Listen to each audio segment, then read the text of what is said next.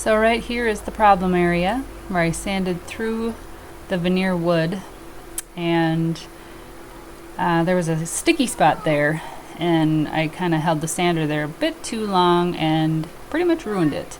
I did try to stain, but that's what I ended up with. So we're trying Retique It. I've used this on a few other things and it turns out very nice.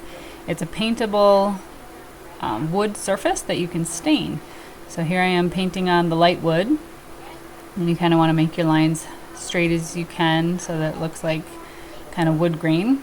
And here I'm doing a second coat after the first one is dried for about an hour or two, and this is the dark wood. So I usually do the two different wood tones, and then once it's thoroughly dried I stain. That's Early American. It's kind of a lighter stain, and that's what I use for the base coat, is that Early American. Stain it, let it sit for 5 or 10 minutes, wipe it off. Second coat is Provincial. Same thing. Wipe it on, let it sit 5-10 minutes, and then take and you wipe it off.